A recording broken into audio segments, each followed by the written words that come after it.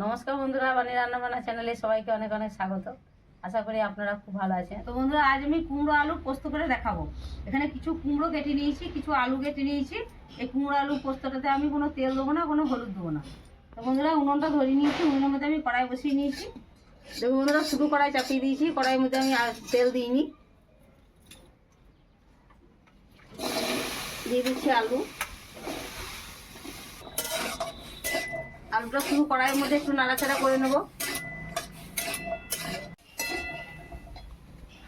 এবারে কেটে রাখা কুমড়োগুলো দিয়ে দিচ্ছি।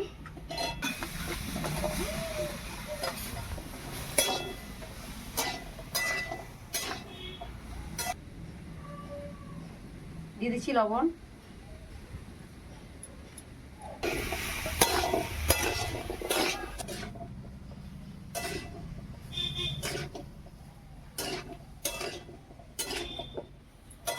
কুমড়ো আলুটাকে কিছুক্ষণ নেড়ে নেওয়ার পর আমি টমেটো কুচি দিয়ে দিচ্ছি।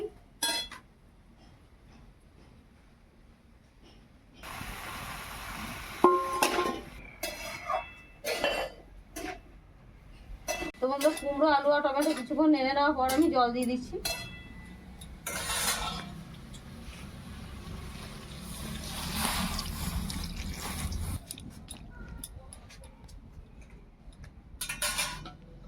এগুলো সেদ্ধ হওয়ার জন্য আমি ঢেকে দিচ্ছি। তো বন্ধুরা, ততক্ষণ আমি পোস্ত আর এখানে শুকনো লঙ্কা নিয়েছি, এটাকে আমি বেটে নেবো। তেল ছাড়া খাবার একটু ঝাল ঝাল হলে ভালো লাগবে।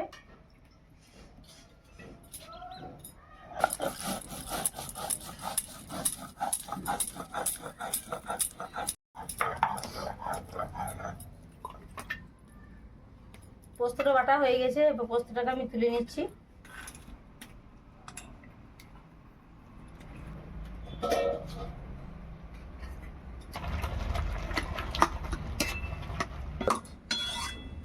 কুমড়ো আলু খুব সুন্দর সেদ্ধ হয়ে গেছে, এটাকে আমি একটু হাতার সাহায্যে হালকা করে ঘেঁটে নেব।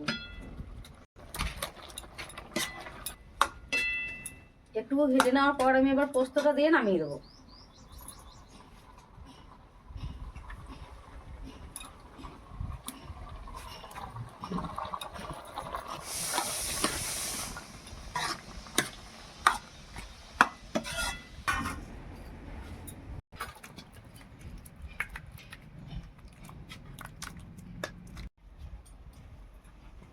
বন্ধুরা, পোস্তটা হয়ে গেছে, এবার আমি বিনা তেলে টমেটো চাটনি করব।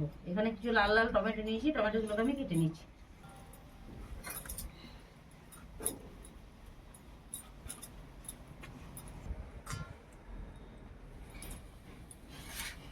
তো বন্ধুরা, টমেটোগুলো কাটা হয়ে গেছে, আমি আবারও উনুনে কড়াই বসিয়ে নিয়েছি।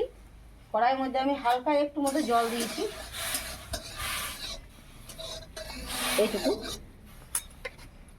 এবার আমি টমেটোগুলো দিয়ে দিচ্ছি।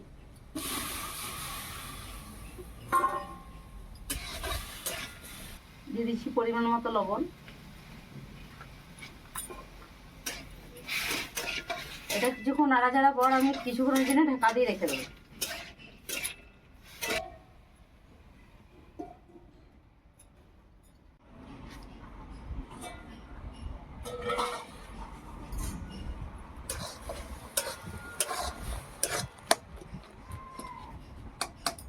টমেটোগুলো অনেকটাই গলা গলা হয়ে এসছে, খুন্তিতে করে একটু ভালো করে গলিয়ে নেব।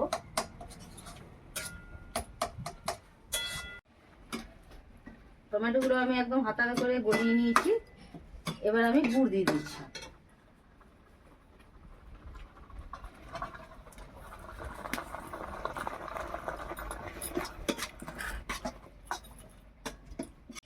তো বন্ধুরা, আপনারাও মাঝে মাঝে এইভাবে রান্না করে দেখবেন। আমি প্রতিদিন বলছি না, মাঝে মধ্যে এই ধরনের রান্না করলে খেতেও ভালো লাগে, পেটের দিক থেকেও সমস্যাগুলো হয় না।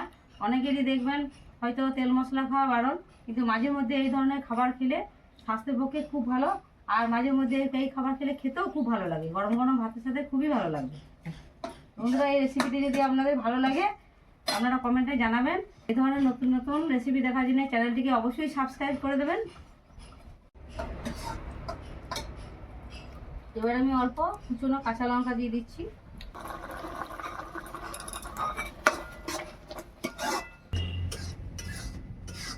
চাটনিটা হয়ে গেছে, এবার নামিয়ে নিচ্ছি।